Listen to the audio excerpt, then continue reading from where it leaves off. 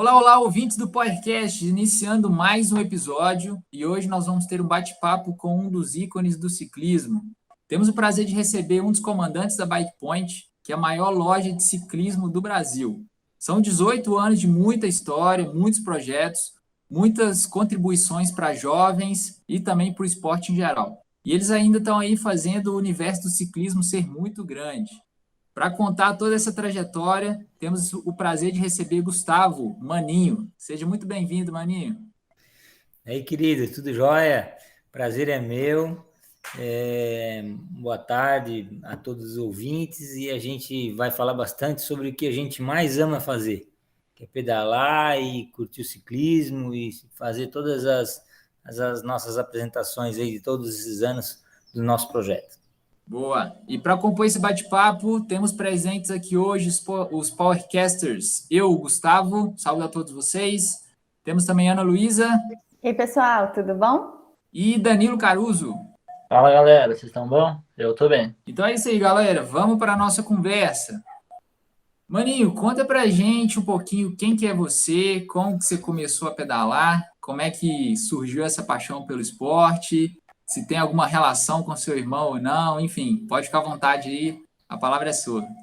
A gente desde garoto aí, meu pai sempre foi esportista e na nossa cidade a família do meu pai tinha um time de futebol. Então, assim, eles gostavam muito do esporte. E quando a gente tinha ali uns 12 anos, assim, era a febre do BMX, né? E aqui na nossa cidade tinha uma competição, que eram 4 etapas num clube recreativo, que tinha uma pista de BMX. E nós já passava o ano inteiro treinando para correr esse campeonato aí. E a gente, naquela época, não tinha mountain bike, a gente fazia trilha já de BMX, sabe? Sem marcha, aro 20. E eu, com 13 anos, eu quebrei os 2 braços, uma vez só, cara, num tombo, numa trilha fazendo trilha de BMX. E ali me apaixonei, né, cara? E assim depois começou a vir as bicicletas de mountain bike, e depois veio o ciclismo de estrada, de uma equipe de ciclismo de uma cidade vizinha. Em 1991 eu já corri os Jogos Abertos aqui de Santa Catarina, que era adulto, uma prova de 180 quilômetros. E em 89 eu já tinha sido campeão estadual de mountain bike, e aí já estava no sangue já, e aí começamos a incentivar a molecada, assim, os amigos e tal, e o pessoal, todo mundo tinha uma bicicleta em casa, mas o problema é que as bicicletas estavam toda a vida quebrada, estragada, e aí eu tive que meter a mão para arrumar, né? E aí comecei a mexer, e aquilo, no fim, virou um comércio. Até virou uma própria oficina, depois virou uma loja e tal. Chegou um momento que a gente começava a botar muita gente para pedalar e formou uma equipe da molecada, assim, e eu comecei a treinar os meninos, começamos a levar para o campeonato estadual, e fazia mais ou menos o que meu pai fazia comigo, que me levava para o estadual, levava para correr em um monte de lugares aqui em Santa Catarina. Eu fazia com os meninos, sabe? Foi uma coisa meio assim de pai para filho, assim. E aí começou a surgir, era meio assim só para tipo um hobby, mas depois levamos a sério e seguimos aí. Cara, é incrível você falar o jeito que começou a loja e o tamanho que a loja é hoje, né? Pô, eu sou do interior de São Paulo, mas talvez a maior referência de loja de bike no Brasil, para mim, é vocês, sem ao menos conhecer a loja. Então, realmente. E indo pro projeto mesmo, que o que a gente mais quer trazer aqui. Em que ano que era isso, mais ou menos, quando vocês começaram? Era mais o pessoal da região, pelo que eu entendi, né? Pra gente ter uma ideia aí da linha do tempo. Isso, então, em 99, eu comecei a treinar os meninos aqui do município, e eu tinha muitos amigos, o pessoal da prefeitura, Santa Catarina é referência, né, com relação a jogos escolares, com relação a jogos brasileiros e tal, se não quer levar alguém aí em alguma situação dessa. Aí comecei a fazer uma parceria com a prefeitura e ali em 2000, no ano de 2000, a gente já teve o primeiro campeão brasileiro de estrada. Foi o Campeonato Brasileiro de 2000, foi no Espírito Santo, em Vitória, e lá eu já fui levar um menino e a gente já conquistou o primeiro título. E aí nesse ano 2000 também a gente conquistou um título estadual dos Joguinhos Abertos de Santa Catarina, e aquilo daí virou assim, ano que vem vamos de novo, e no próximo vamos de novo, e a gente foi campeão brasileiro de juvenil e júnior por 19 anos consecutivos, de 2000 a 2018. Acredita, não? Ô Maninho, para a gente situar os ouvintes aqui, né? Fala para a gente qual que é o município aí que vocês estão em Santa Catarina. E assim, cara, eu acho que esse projeto, acho que é legal a gente falar um pouco mais a fundo desse projeto, porque não sei se todo mundo que escuta a gente já escutou falar do projeto, mas com certeza muitos ciclistas, né, tiveram o projeto seus como referência. E a gente acredita que foi um projeto único no Brasil, né? A gente tem grandes nomes que passaram aí dentro por vocês, por todo esse desenvolvimento.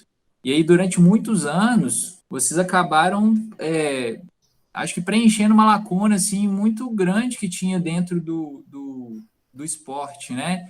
Com essa ideia de desenvolver atletas e dar todo o suporte para eles.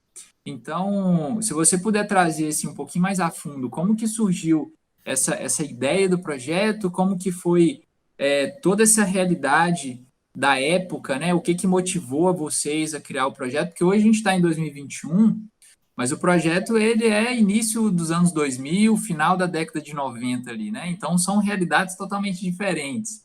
Então traz um pouquinho para a galera assim, como é que funcionou de fato, porque eu acho que é interessante o Tá. pessoal ter essa visão, porque hoje a gente vê os grandes atletas, muita gente sabe que esses atletas passaram lá atrás, na sua adolescência, juventude, por um projeto da Bike Point, mas talvez tenha uma curiosidade de saber mais a fundo, assim, sabe? Isso. Na verdade, assim, no meu tempo, que eu era ciclista, o ciclismo no Brasil, existia uma distância muito grande entre o ciclismo brasileiro e o ciclismo europeu, ciclismo de estrada. Só que quando você ia numa competição de ciclismo como a Volta de Santa Catarina de Ciclismo, que ela iniciou em 87 e ela saiu do meu município, o primeiro ano ela saiu do meu município, de Criciúma, porque a gente está muito próximo da Serra do Rio do Rastro. Então, o Rio do Rastro é referência, né, para os escaladores e tal. E aquele ano existia Cássio de Paiva Freitas correndo, Daniel Rogelin, Márcio Mai, Hernandes Quadro Júnior, né? Esses caras, um pouco antes disso, Renan Ferraro, todos esses atletas que foram correr na Europa, eles aqui no Brasil eles eram referência, e aqui no Brasil eles eram assim, ó, eles eram pai de família. Eles conseguiam sobreviver do ciclismo e eles ainda eram astros, entendeu? Então todo mundo queria ser igual a eles. Só que o que acontece? Para ser eles, tinha um caminho para correr, né? E a gente achou assim que o ciclismo ia realmente, a gente tinha um sonho que o ciclismo ia virar mais profissional, né? Perto de um ciclismo europeu, né? Então a gente caminhava com esses meninos no projeto para esse sentido. Só para mim te dar um norte, por que aqui em Santa Catarina ocorreu esse projeto? Porque Santa Catarina tem os Jogos Abertos de Santa Catarina, que nos Jogos Abertos do interior de São Paulo tem aí, né? É muito forte essa competição. Ela é uma Olimpíada, né? Uns Jogos Olímpicos dentro do estado todo ano. Que a Olimpíada em si é em 4 anos, mas aqui no estado é todo ano. Tem uma disputa lá de jogos de natação, tem futebol, tem o ciclismo, entendeu? Então, assim, é um negócio bem bacana, né? Que eu acho que todo o estado deveria ter do Brasil, né? Esse evento. E isso impulsiona as federações e impulsiona os clubes, certo? É o que está faltando hoje no Brasil. Então, assim, nosso projeto era assim, era uma lacuna que existia, que era a formação de atleta, pegar esses atletas que hoje ainda continua essa situação que as empresas querem investir no que dá retorno, elas não querem investir no que, né, no que só no gasto, porque lá o atleta juvenil júnior ele não tem retorno de mídia, né, para esses patrocinadores. Então, mas a gente tinha um outro know-how, a gente queria mesmo era a formação desses atletas e vivenciar isso. Então, assim, o que aconteceu, a virada do jogo disso tudo, Gustavo, foi assim, ó, em 2003 para 2004, um presidente de federação, da Fundação de Esportes do meu município, disse assim, cara, 2007 é os Jogos Pan-Americanos do Rio. Eu quero um atleta do ciclismo lá.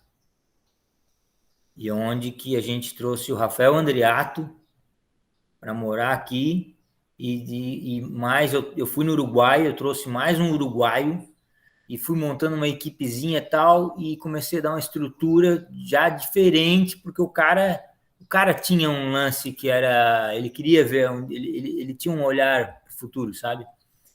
Então, assim, esse foi o pulo do gato. Daí depois eu trouxe o próprio Renan Ferraro em 2006 para morar aqui, que foi o primeiro brasileiro a correr o Tour de France, entendeu? Então a gente começa, como numa empresa, né, cara? Tu começa a te agregar de várias coisas para te engrandecer. E a gente começou a trazer atletas desse porte e com esses objetivos. E em 2007 o Rafael correu o PAN, né? De tantos atletas que existiam. Então, assim, a gente, para te dar mais uma direção, final de semana, uns 4 finais de semana atrás, teve uma competição no Rio do Rastro, aqui. E o Murilo Fischer veio trazer a mulher para correr e tal. Daí ele me ligou lá, 10 da manhã. Aí eu disse, ô, maluco, fala. Aí ele falou assim, cara, eu tô passando aqui num lugar que é Termas da Guarda. Pô, por acaso aqui foi o lugar que em 2001 tu trouxe eu para fazer o Comping Training para os Jogos Abertos? Eu assim, foi, cara. Bah, tu já pensava lá em 2001, até hoje os caras não fazem isso ainda, né? Então, assim, a gente já tinha lá a visão das coisas e tal, e veio vindo. Aí, quando começou os meninos começaram a disputar, e aí o Rafael Andriato, em 2007, ele já em 2008 já foi campeão brasileiro, ele era tinha 19 anos, o cara ganhar a etapa da Volta de São Paulo, mais novo, e aí a coisa começou, todo mundo queria já vir para cá, entender como é que era o processo, como é que era a vivência nossa aqui. Nós tínhamos uma casa que a gente abrigava e os meninos moravam comigo, entendeu?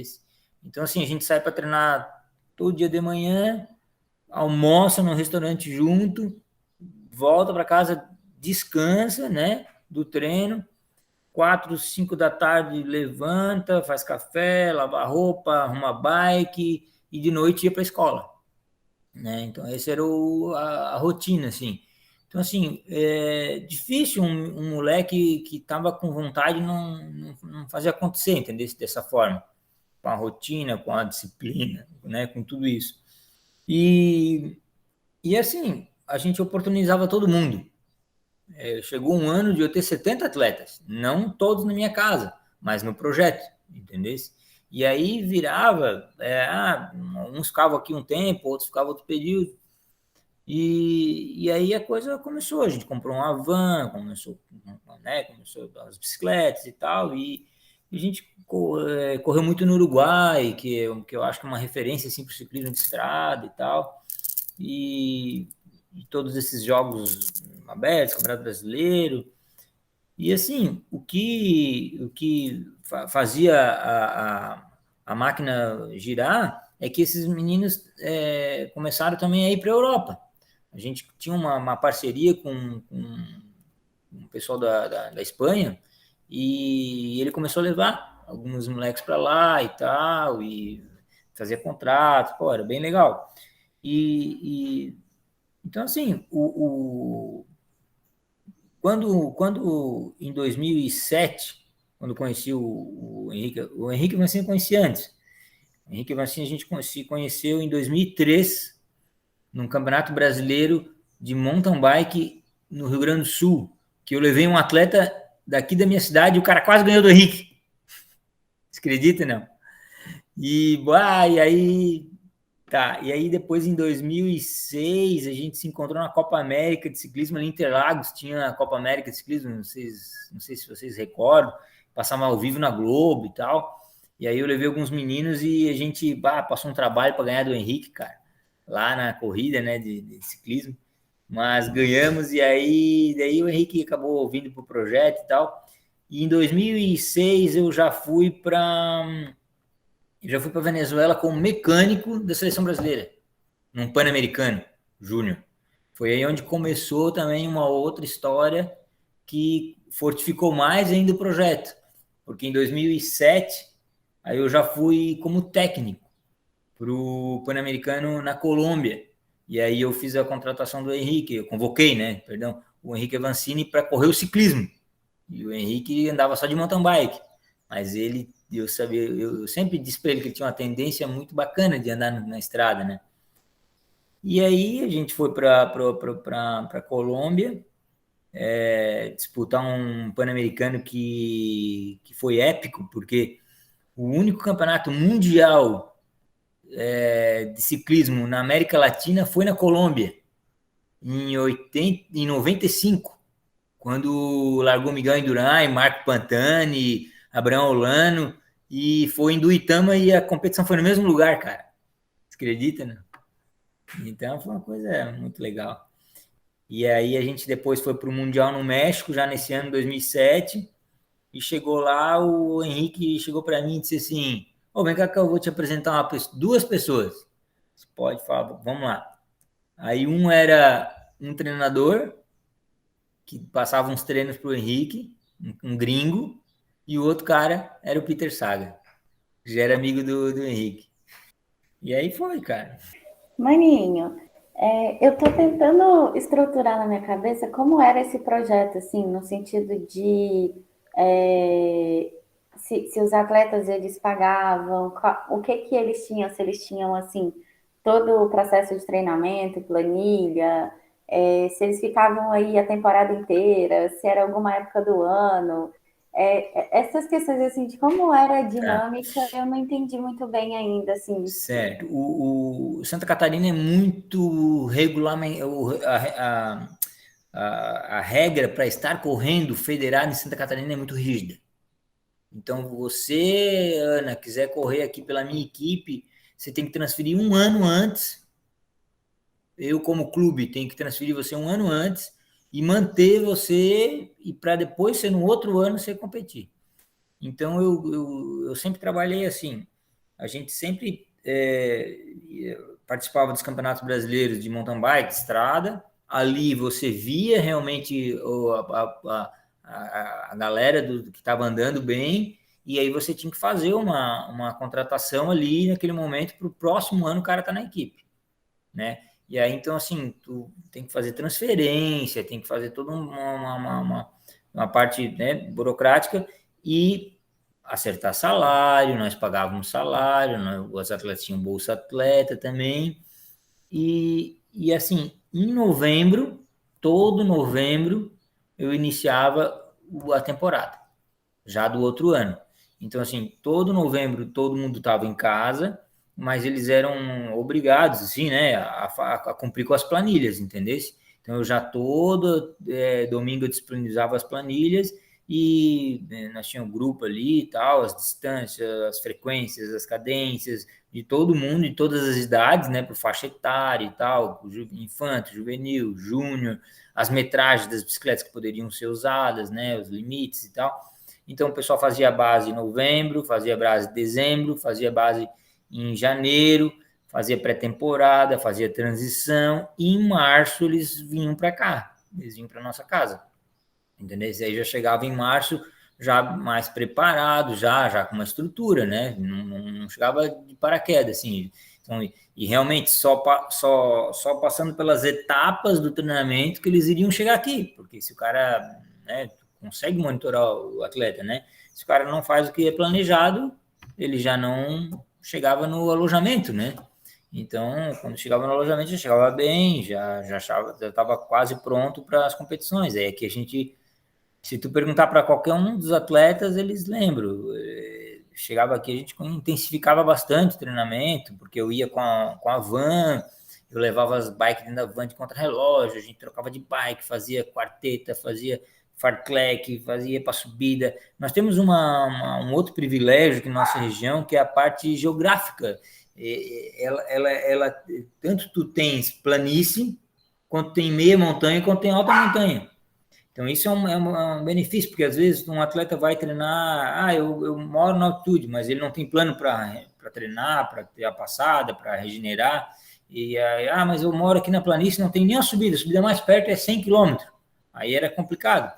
Então, aqui esse benefício é muito bacana, porque é tudo muito próximo, com 20, 30 quilômetros tu já consegue se preparar para qualquer situação, né?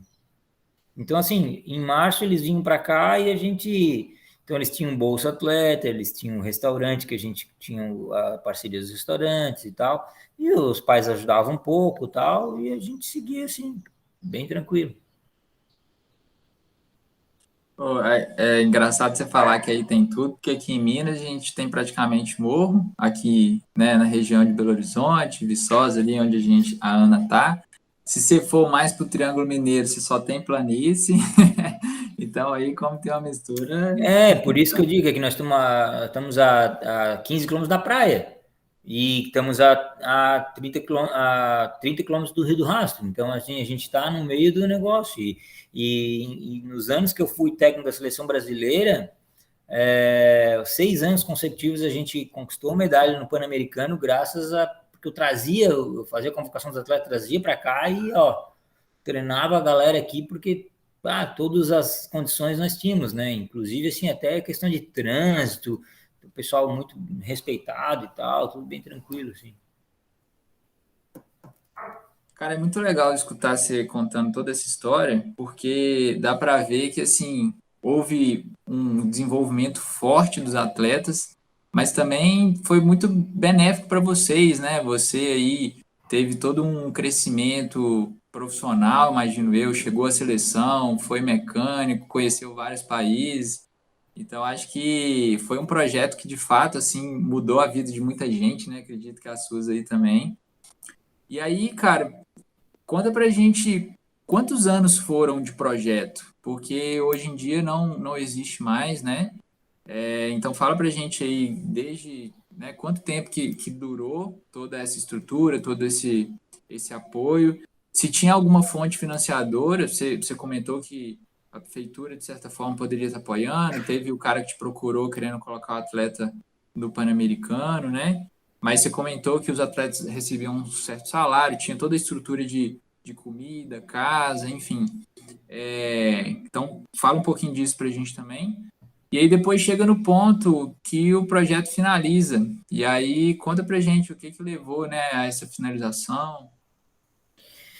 Então, chega um momento que a estrutura começa a ficar mais cara, né? Porque aí o cara quer vir para cá e tal, aí o cara tem aula, tem um nível e tal. Então, assim, começa a criar uma estrutura mais cara. Você tem mais atletas, com mais bolsa.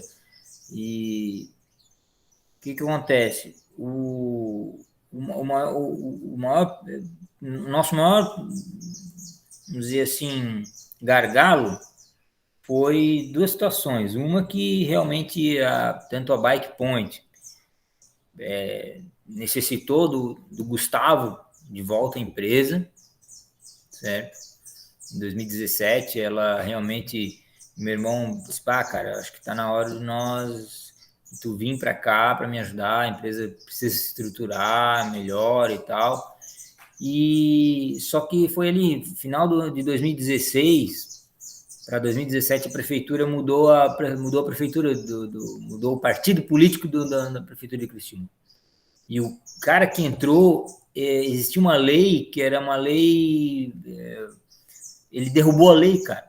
Simplesmente a lei era municipal, lá da Câmara de Vereadores e tal, ele derrubou uma lei que era desde 84, uma lei que beneficiava o atleta que ganhasse medalha nos Jogos Abertos na Catarina. E aí ele simplesmente passou o rodo e detonou com todos os esportes de Criciúma. Criciúma era referência estadual. Em qualquer esporte que você falasse aí, você ia ver que nós tínhamos condição. E bom, foi uma opção dele. Eu saí do município de Criciúma, continuei com o projeto no município vizinho, que se chama Içara, né? Então, assim, eles só fizeram um aporte ali, mas a gente já tinha uma outra estrutura, já tinha um outro rendimento também, e chegou um momento que aquele município também não conseguiu, né, sustentar, e aí foi as duas coisas, tanto o meu irmão solicitando, pô, será que vale a pena você ficar aí e tal, tá aí já passando dificuldade, já tá mendigando isso, aquilo, tal, ou você vem para cá, me ajuda a estruturar o resto da empresa, tal. E a gente decidiu, então, eu em conjunto com ele, tomou uma decisão de fechar, de encerrar o projeto, né? Porque realmente, financeiramente, tanto para mim quanto para os atletas, já não estava dando mais certo, porque tu precisa de um aporte, né, cara? E apesar do pouco recurso que era, né, mas tinha gente que nós não conseguimos mais agregar isso aí. Então, assim, em 2017 a gente foi o último ano ali, 2017, 18, já nem me recordo agora. E foi o ano que o Alex estava ali, né? E o Vinícius Rangel também, né? Vinícius Rangel que hoje está nos dando orgulho também, né? Indo para a Movistar. Aí. Contratação eu não sabia. Da Movistar? Ele foi contratado para andar No Pro Tour? no Pro Tour já? Ele vai correr como na Movistar profissional. Ele já, na verdade, teoricamente, nós só tivemos o Murilo Fischer até hoje, né, no profissional, né? E agora o Vinícius Rangel, né? Outros atletas passaram por algumas equipes e tal, mas o Murilo ficou 13 anos e agora o Rangel. O Rangel sempre teve uma condição fantástica, física, né? Muito, muito, muito acima do nível, entendeu? Então ele realmente existem atletas como, vou falar aqui para vocês, né? O Henrique Avancini, ele se esforça muito para ser o que é. E o Rangel, ele não se esforça para ser o que é. O cara é natural mesmo, o cara é diferenciado. Mas isso, assim, mostra um pouco a importância do projeto, porque você pega o último ano aí, tem o Vinícius Rangel agora, então, indo pro Pro Tour, que muito legal, muito mesmo. E tem o Alex também, que menino de 19 anos aí, ontem ganhou a etapa da Brasil Ride, pra galera que vai sair o episódio algumas semanas atrás, tá correndo por equipe da Europa, então, o Alex, eu lembro como fosse hoje, cara. O dia que a mãe dele saiu lá do Paraná com um carro emprestado, um monte de bicicleta, tudo, uns cacos, velho. Chegou lá em casa, assim, de noite, assim, eu nunca esqueço, cara, pra trazer o bicho, cara. Bah. E a mãe dele bem esforçada, cara. E ele, um talento também. Nossa, o primeiro dia que nós fomos andar na trilha, eu e ele junto, cara, eu disse assim, cara, esse cara é fora. E dito feito, cara, a gente se esforçou com ele também, cara. A gente levou ele para o brasileiro, o cara. E aí teve alguns problemas mecânicos. Ele tá sempre com uns probleminha mecânicos aí. Daqui a pouco eu acho que essa época passa, se Deus quiser. E já ele também vai passar para outra equipe, pode ter certeza, e vai andar com mais facilidade, assim, dentro do grupo ali. Porque o cara, ele ainda não tem a formação física, né? Ideal, ele tem a parte técnica dele é sensacional. E ele é muito novo para estar lá nas cabeças, né? Então, deixa ele fazendo os passos dele e tal, que daqui a pouco a gente vai ter ótimas notícias aí. É um talento que transborda, né? Esses dois atletas é incrível. A gente já conversou com o Alex. E no futuro próximo aí a gente vai convidar também o Rangel para conversar um pouquinho, para contar um pouquinho da história dele. Mas, Maninho, eu tenho duas curiosidades. A primeira é se você tem noção de quantas pessoas já passaram por aí. Tem. Quantas? Próximo de 1.000 nesses 20 anos. Muita gente. E aí, assim, conta pra gente como é que é isso hoje, porque eu acredito que você deve ser bem consultado sempre, né? Muitas pessoas devem te procurar ainda querendo não só querendo, né? Mas é uma necessidade, igual você falou assim no início do episódio, que é uma lacuna, né? Vocês estavam tampando um grande buraco da formação dos atletas e que agora esse buraco, acredito que ele está sendo tampado de alguma forma depois que vocês fecharam o projeto e foram surgindo algumas coisas para tentar sanar essa dificuldade? Vamos por partes, né? Uhum. Assim, por incrível que pareça, eu achei que nós seríamos mais assediados, assim, para voltar com o projeto, mas assim, eu vou compartilhar com vocês o que eu acho que aconteceu nesses últimos anos.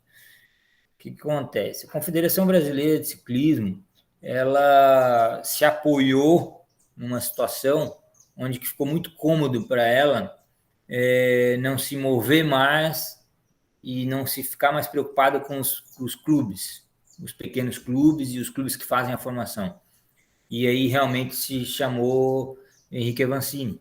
Né? O cara, ele se apoiou no Henrique em 2016, quando ele conseguiu a vaga para a Olimpíada, e está apoiado no Henrique até hoje. O recurso que vem para a Confederação Brasileira de Ciclismo hoje, o presidente da confederação não precisa fazer esforço nenhum. O recurso vem. E antes do Henrique, sabe, o recurso era escasso, a gente tinha que fazer tudo para ir no Pan-Americano, era uma guerra, entendeu? Por quê? Porque não tinha nome, não era uma seleção de vôlei, entendeu? Mas agora a gente tem nome no Comitê Olímpico, que o recurso vem, e aí só que é o seguinte, para que ele vai gastar o dinheiro lá na base, se no próximo ano o recurso está ali na porta de novo, se o Henrique está lá nas cabeças, entendeu? Então, assim, eu acho que isso é complicado de falar, eu sei, publicamente, mas eu não tenho nenhum problema quanto a isso e acho que aí o que aconteceu? O ciclismo de estrada no Brasil acabou. Acabou, morreu, não existe mais. Não existe mais uma volta de ciclismo, não existe mais uma competição de ciclismo, não existe mais nada. Entendeu? Por quê? Porque o cara, pum, virou. Quando né, existia um tempo que o mountain bike a gente fazia um esforço, não tinha recurso para o mountain bike. Só que agora acabou que não tem mais recurso para as outras coisas, entendeu? É meio complicado. Os clubes têm que se desenvolver sozinhos? Tem. Eu nunca recebi um recurso da Confederação Brasileira de Ciclismo. Nunca, nada. Mas nós tínhamos várias competições que davam um espelho para um atleta, entendeu? Pô, o cara quer correr a Volta de Santa Catarina de ciclismo, ele quer correr o Tour de São Paulo, ele quer estar na Copa América, né? Agora não, agora a molecada tá vinculada no mountain bike e tal, mas só que é o seguinte, tem alguns atletas que não estão fazendo uma base, uma estrutura de subir uns degraus ali direitinho para quando chegar lá no adulto, entendeu? Então, o cara acha que andar de mountain bike, né? O que eu acho assim, o Brasil não é referência. Então, se você vai lá ganhar uma corrida no Brasil de mountain bike, ainda você não é ninguém. Você tem que ir para fora para dizer que você é alguém, entendeu? Aí quando você ganha, qual é a tua colocação no Pan-Americano, no campeonato europeu, aí você começa a dizer onde é que você está. Mas aqui dentro do Brasil você não adianta. Então, assim, o que eu penso, Ana, sobre isso, eu tenho que deixar claro, não tem jeito. Com certeza. E da experiência assim, que a gente tem de conversar com vocês, né? A gente sempre tenta trazer essa pauta, porque eu acho que ela deve ser falada, né? A gente acho que se não vier da gente, se a gente só esperar também a confederação se mover, né? Eu acho que ela se move a partir também das nossas ações, a partir do que a gente vai propondo e discutindo. E essa questão, né, do atleta ele precisar de ir para fora, nem isso a gente sente o suporte da confederação, né? Então a gente já ouviu vários relatos de muitos atletas que foram lá e com o recurso mínimo, né, com a representatividade mínima. E a gente sabe assim o quanto é difícil às vezes o atleta novo, né, muitos atletas de origem humilde que não sabem falar o idioma do outro lugar, não sabem ainda como acontece toda uma dinâmica. Então, assim, Como é que você quer jogar o atleta lá na Europa e falar vai, né? Sem dar o mínimo ali de apoio para ele, sentir que ele está em face de ser competitivo com os outros que estão lá, assim, cheio de não cheio de suporte, mas com um suporte mínimo viável. Eu acho que a gente não consegue dar nem a integridade para o atleta, sabe? Eu acho totalmente falho desde a base até lá, né? Assim, até o vamos ver que é a competição. A questão é cultural também, né? Então, por exemplo, você, Ana, Gustavo, Danilo, vocês daqui a pouco vão ter um filho, e aí vai chegar ali os 17 anos, 18 desse filho, e vocês vão estar preocupados com a educação dele, com a saúde, com o transporte, com moradia. E eu sempre falo, lá na Europa o pessoal não tem essa preocupação. O pessoal vai pegar, o pai e a mãe pegar o recurso que tem e vai injetar no filho para ele ter ele ser feliz, para ele ter saúde, para ele ter esporte, prazer.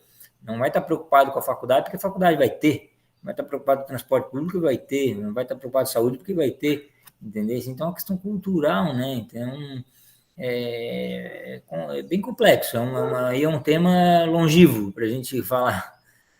Mas, assim, de qualquer forma, sobre o projeto, eu queria, antes que alguém me pergunte, mas eu lembrei de uma situação que, sabe que até o Cocuzzi também passou aqui, né? O Cocuzzi, teve uma época aí. Mas algumas pessoas me perguntam, mas qual foi o melhor atleta que você teve e tal, e pá. E eu falo o seguinte, que pela minha fala anterior agora, eu vou relatar isso. Eu tinha um atleta que ele tentou, e ele não conseguia, cara. Ele tinha uma dificuldade, nós fomos até para o Uruguai correr e tal, e treinava, e o pai dele comprava bike, não teve jeito. O cara não conseguia desenvolver, né? Não tinha a aptidão física, assim, ideal. Só que quando ele resolveu parar, ele já tinha 18 anos e tal. Aí ele pegou e entrar na faculdade e mandou para os Estados Unidos para tentar entrar na faculdade lá. E a faculdade perguntou se ele fazia algum esporte. Aí ele falou, eu ando de bike. Me manda aí um vídeo teu andando de bicicleta, uma coisa e tal. E resumindo, o cara foi para os Estados Unidos através da bicicleta, ganhou uma bolsa tudo. Ele tá lá até hoje, cara, desde 2010. E ele casou, ele esses dias me liga aqui e tal, é feliz pra caramba, tá? Aí eu fico pensando, pô, quem é o cara que se deu melhor no estudo, né, cara? Entendeu? Então, assim, não é só o cara que foi campeão, que isso, que aquilo. Entendeu? Então, esse foi sempre o nosso gap, assim, do negócio. Então, não queria só trazer o resultado, a gente queria também dar condição moral para as pessoas, dar condição estrutural, entendeu? Para os caras serem alguém e quando olhar para trás ter orgulho do que fizeram, entendeu? Não, com certeza. O formato do projeto, como ele é, né, traz um crescimento para o atleta muito grande, né, dele ter as responsabilidades, dele ter rotina, dele ter disciplina. Isso, o esporte, né, ele tem essa capacidade de trazer muito bem. E eu acredito que a pessoa que se desenvolve dessa forma, ela tem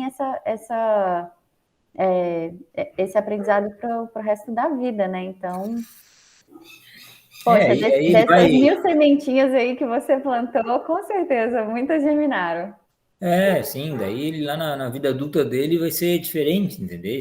Tanto o relacionamento com a esposa, com a família, com o trabalho. Esse sempre foi nosso, assim, eu acho que sempre foi uma coisa assim que daí fazia diferença, entendeu? Cara, muito massa, velho. Assim, é aquilo que a gente que vive esporte já sabe, né? Que resumindo assim, o esporte muda vidas, né? Então, é o que a Ana falou, você plantou 1000 sementes e com certeza todos aí germinaram. Ô, Gustavo, e você contando, cara, não sei se é impressão minha, mas te dá uma cara de saudade.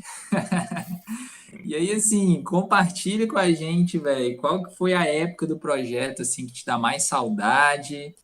E também, se você quiser trazer algum momento que foi mais difícil durante todos esses anos. Então, cara, um momento bacana assim do projeto. Teve um dia que o Murilo Fischer me ligou e disse assim: Ô Gustavo, vamos fazer um comp training lá no Equador, para a Olimpíada 2008. Eu disse: vamos, tá, a gente tem que ficar acima de 3.000 metros de altitude, dormir lá a 3.000 metros para a gente fazer aclimatação, né? De globos vermelhos e tal, né? Vocês sabem. E são 31 dias, cara. Digo, bora, vamos. Cara, foi sensacional, cara. A saudade dessa época, assim, fora 200 km todo dia e pau, e ver que o negócio valeu a pena, porque ele desceu, nós descemos do Equador, ele vestiu a camisa de líder do Tour da Polônia, o cara chegou a 31 segundos da medalha de ouro em Pequim, né, cara? Então, assim, um negócio que a gente via que realmente estava ali, não é uma... Com certeza, hoje a gente vê o Henrique Avancini, a gente vê porque tá ali, tá próximo, é só tem que ter um trabalho, né? A gente tem que se dedicar para fazer. Então, assim, são coisas assim, desse naipe, cara. Viagem para Moscou, Campeonato Mundial, Júnior, foi no mesmo local a corrida das Olimpíadas de 80, sabe? Os caras fizeram assim numa costa, uma pista, uma prova de estrada específica para a Olimpíada de 80, e até hoje está lá, a estrada, só para o ciclismo, cara, não acredito, um negócio fantástico. E assim, o cara que ganhou o Mundial lá foi o Arnaud Demer, cara, entendeu? Que tá correndo até hoje aí, né, bate guidão com os caras aí e tal. Assim, cara, muitas histórias. Nossa, o ciclismo, a gente foi para muitos lugares aí, viajou muito e com certeza as viagens tem a parte meio esquisita disso tudo é assim, cara. Voltando a falar um pouco de confederação, teve um ano que eu fui para o México, não lembro qual foi o Pan-Americano, e as bicicletas, nós tivemos que pagar as bicicletas para embarcar. Isso era uma sexta-feira, de noite, meia-noite, o voo. E eu com 7 atletas e era $100 cada bicicleta, né? Mas assim, eu já estava acostumado e a confederação fazia toda a parte com a empresa aérea e tal, não deixava nós assim na mão. E aquele dia os caras, não sei, esqueceram, né? Aí eu fui, peguei, tinha pouco dinheiro para ir para o Pan-Americano, paguei as bicicletas, cheguei lá, logo que cheguei já avisei a confederação, ó, tal, assim, assim, assim. Aí os caras tentaram, fiquei lá uns dias, né? A gente ficou uns dias lá, tentaram fazer uma transferência, uma coisa não dava, aí o cara falou assim para mim, o presidente, não, você vai lá no presidente da Copace, Confederação Pan-Americana de Ciclismo, e pede lá $1.000 pro cara que vai ter o Pan-Americano adulto e depois eu levo para ele. O cara é meu amigo e tal. Disse, não, beleza. Fui lá, tá. Sério. Voltei embora, peguei dinheiro emprestado. Tá. No outro ano, cara, eu fui Pan-Americano de novo. Cheguei lá, tal, sei o que, tudo bom para todo mundo, pá, com congresso técnico, o cara assim, tá, tu trouxe meu dinheiro. Eu olhei pra cara dele. Como é que é? Putz, grila, cara. Não, olha, nem sabe, cara, que eu passava com esses caras, velho. Nossa Senhora. Cada história que... Ai, cara. Melhor não comentar essas histórias, né? Né? Cara, você deve ter percebido que... Acho que a gente, como profissional do esporte, amante do ciclismo, brilha os olhos escutar de um projeto desse, né? É algo, pô, bastante interessante mesmo. E hoje você está focado na loja, né? Pelo que eu entendi. Você pensa em voltar? E uma pergunta, assim, até pessoal, talvez, mas talvez algo que já tenha passado pela sua cabeça e que possa motivar algumas pessoas que estão escutando. Você vê a viabilidade de hoje, com esse boom do mercado, de existir um projeto desse com financiamento privado, com patrocínio de empresas mesmo, montar uma equipe, ou você acha que não, essas coisas de base, elas funcionam mais se for a partir de leis e esse apoio público? Como é que você vê isso? Você acha que é viável, não é? Você pensa em voltar? Então, cara, pensar em voltar a gente sempre pensa, né? Porque é bacana, é saudável, é motivador, porque assim, falar a verdade pra ti, cara, é bem melhor lidar com adolescente, criança, do que com adulto. Se tá lá no teu trabalho, lá lidando com os caras, é complicado. Então, eu acho bacana, assim, acho que é saudável, assim, emocionalmente saudável, né, e tal. Mas financeiramente, não vejo, mesmo com o boom do mercado da bicicleta, é, apoiadores para esse tipo de projeto, né? O pessoal, o Henrique tem o projeto lá da Caloi, lá com, né, com a equipe, que a princípio seria, parecia que ia ser um espelho para várias equipes, né? Poder fazer suas equipes e tal, mas ele, por mais que pareça que é sub, ainda já está lá na frente, né? Eu acho que o projeto teria que ser juvenil e júnior, não sub, né? Ou sim sub, ou comportasse todas essas categorias. Mas se eles que têm recurso não conseguem, então é para te ver a dinâmica que é e a tal dificuldade que é. Porque, o Danilo, queira ou não queira, você tirar um. Graças a Deus, né, cara? Passei 20 anos com os meninos dentro do meu carro, dentro da minha van, viajando para tudo que é lugar e nunca aconteceu nada. Então, assim, você vê que é complicado. Ninguém quer passar por isso para não ganhar muito dinheiro, entendeu? Então, era muito por amor, por gostar do negócio e tal, né? Do que pelo recurso, né? Entendeu? Com certeza, Maninho. E uma coisa que eu fiquei pensando aqui agora, né? Você contando que enchia o carro, colocava os meninos lá dentro. E uma coisa que você deve entender é dessa atmosfera de adolescente, jovem, já respirou isso demais, né? Se você pudesse, assim, dizer qual foi o seu maior aprendizado enquanto treinador de trabalhar com esses garotos? Então, eu acho que tô com 45 anos, né? E não perder a esperança, né? Da própria da vida da gente, né? Do nosso interno, assim, da nosso emocional, da gente ter essa esperança, porque a juventude tem isso, né? Tem esse mundo sem fim, né? Essa semana, eu vou te falar, fui pedalar aqui, passei por um acidente na BR ali, eu fui olhar, daí o amigo meu que trabalha na concessionária, né? Disse, bah, cara, o cara se suicidou aí, se jogou no frente do carro. Por quê? Porque a vida do cara teve né, algo ali muito difícil. Então, esse é o negócio da vida, a gente ter tá muito próximo, a gente anda meio que no fio da navalha às vezes, né? Ah, porque todo mundo no Instagram é perfeito, mas na verdade dentro de cada cabeça tem uma sentença, né? E às vezes tu desanima, tu perde o foco, tu não tem mais vontade, tu fica meio perdido assim, né? Por várias coisas. E quando a gente tem um projeto assim, quando a gente tem as crianças, quando a gente tem esses adolescentes, isso tá sempre em alta, né, cara? Tu tá sempre o pessoal tá sempre muito contente, muito feliz, muita coisa e tal, e isso te motiva, cara. Sabe, tu vê eles ganhar corrida, tu fica contente, tu fica feliz, e isso é bacana, porque a vida teoricamente, né, a gente tem que fazer as coisas normal, mas a gente tem que passar por aqui e ser, né, estar feliz também, né? Com certeza. Maninho, encaminhando um pouquinho para o final, a gente queria perguntar para você quais são as perspectivas futuras,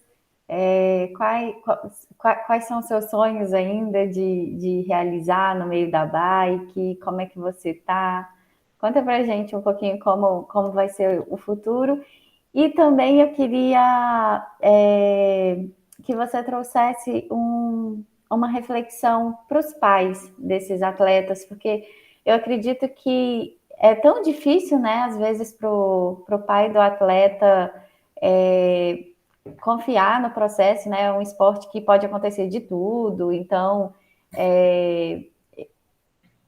você viu muitos pais deixando o filho, às vezes, saindo de outros estados, de lugares muito longes, e confiando, colocando na sua mão.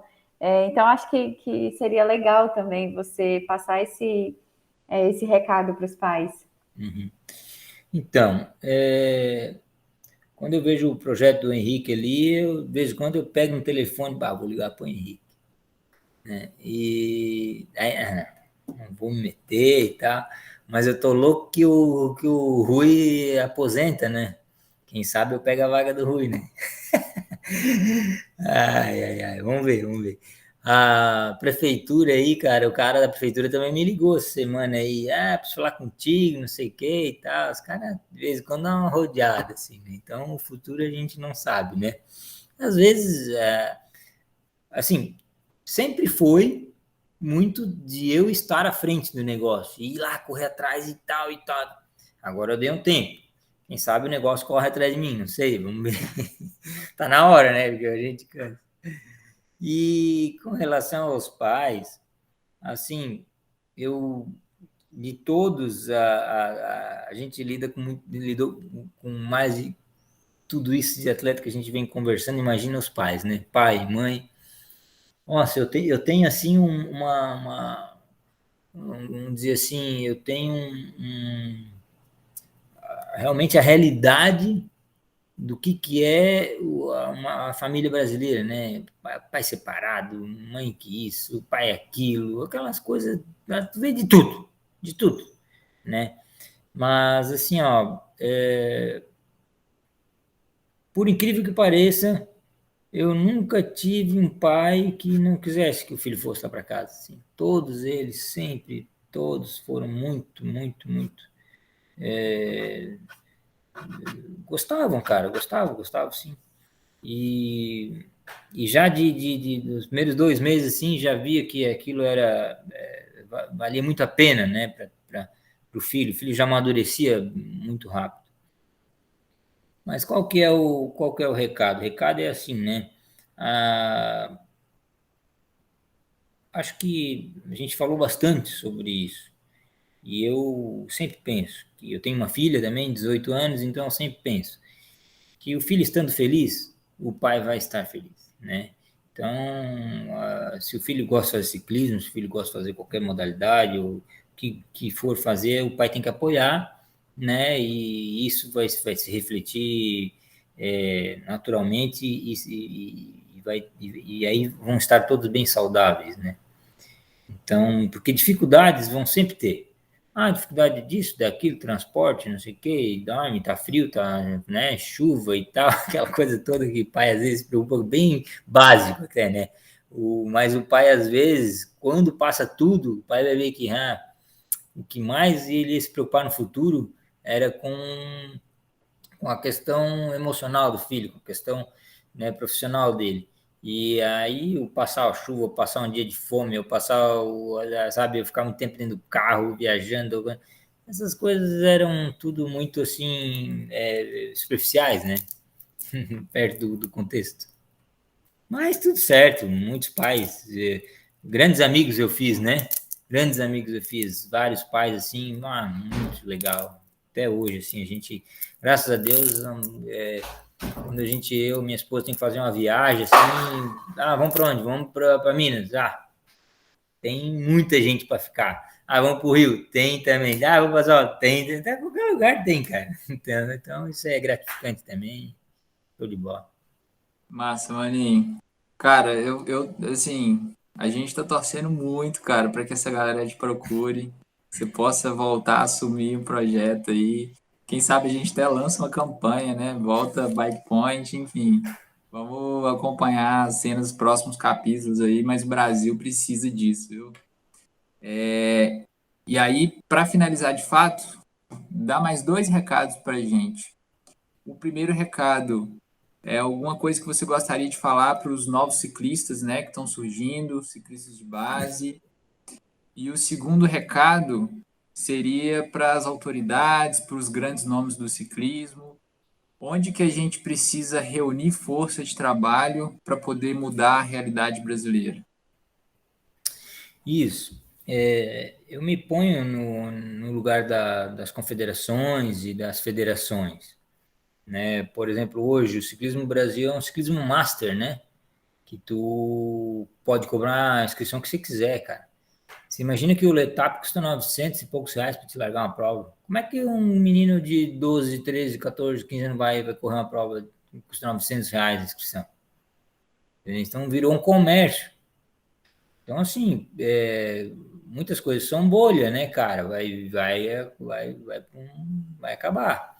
Então, assim, eu não culpo eles, entendeu? Se estão tendo a oportunidade de ganhar dinheiro em relação a isso. Então, assim, as federações é que tem que ter um pouco de cuidado, né, de manter os jovens no esporte. O que acontece, assim, lá em São Paulo, o Caruso, tinha um cara que ele era um baita amante aí ele que criou a Volta do Futuro de ciclismo. Infelizmente veio a falecer há um tempo atrás e aquilo daí, sabe? Então são pontos muito pequenos no Brasil com relação a isso, né? Então, como tu falou, tem eu aqui, tem um cara ali, o outro lá, o outro tá doente e tal, coisa acaba. Então, assim, o menino que está começando, né, ele vai ter que. Primeiro que ele tem que tentar andar pelo melhor caminho, né? Em primeiro lugar, a gente vai falar aqui uma coisa meio básica, mas tem que falar, né? É o uso de substância, né? Tem que se ficar bem longe disso. E quem oferecer para o cara, ele já sabe que por ali não é o caminho, não é aquele cara ali que é a referência que ele tem que seguir. E ele tem que se apoiar a algum clube, alguma equipe, né, para ele seguir desenvolvendo o ciclismo dele. Mas eu acho que tem espaço, né? Acho que tem alguns projetos e ainda tem os campeonatos nacionais, né? Tem os campeonatos estaduais e tal. O pessoal tem que ir para esse caminho, tem que ir para as corridas, treinar, procurar pessoas com integridade para passar o treino e tal, e focar em ciclos mais longos. Se eu tivesse que dar uma dica, era isso. Tem um técnico amigo meu da Venezuela que fez vários campeões do mundo de pista e até pan-americanos de estrada e tal. E uma vez teve uma volta do futuro em fevereiro aqui em São Paulo e o pessoal da federação disse, pô, vamos trazer uma equipe estrangeira e tal. Aí eu liguei para ele, aí ele disse, pá, Gustavo, eu não posso estar correndo aí em fevereiro, porque existe um plano aqui para nós. Se eu for em fevereiro, eu vou para passear, porque meus atletas não vão estar em condição de correr. E eu só vou fazer vocês gastar dinheiro, porque eu tenho que ganhar o Campeonato do Mundo em agosto. Eu não posso botar o cara no ápice em fevereiro e como é que eu vou no Campeonato do Mundo em agosto? Então, assim, sempre valeu isso para mim, né? Tem que ter um ciclo longo, um ciclo que realmente tenha uma realidade, uma característica para ti se tornar atleta, né? Sempre tem que almejar a ser um atleta profissional. Não adianta fazer alguma coisa para ganhar uma corridinha aqui, outra ali e tal, e não ter, vamos dizer assim, não ter longevidade, né, no ciclismo, né? Então, assim, a gente aqui, uma das nossas grandes preocupações sempre foi com isso, com volume, né? A gente sempre treinou muito, a gente sempre deu muito volume para os atletas. O volume é hora de selim, né? Para que eles tivessem realmente estrutura para estar num lugar hoje que o Vinícius vai estar e tal, que é uma condição que é difícil, né? Não é... Tem que ter muita bagagem, tem que ter bastante estrada. Boa, Maninho. Bom, galera, é isso então. Vamos chegando ao final aqui.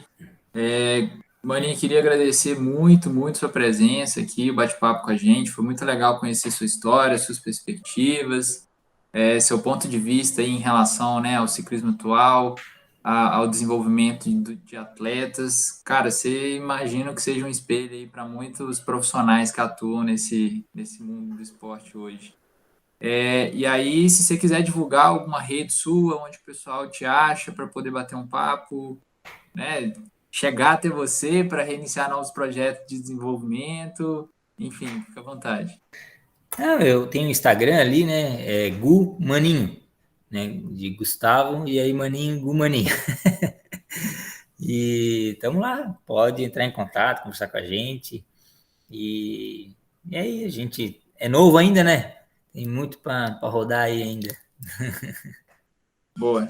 Então a gente vai ficando por aqui, galera. Vocês já sabem, se liga lá no Instagram, sempre tem novidade, e também no YouTube para conferir o episódio com as imagens. Fechou? Então até a próxima aí. Vem de roda. O podcast mais serelepe do ciclismo brasileiro.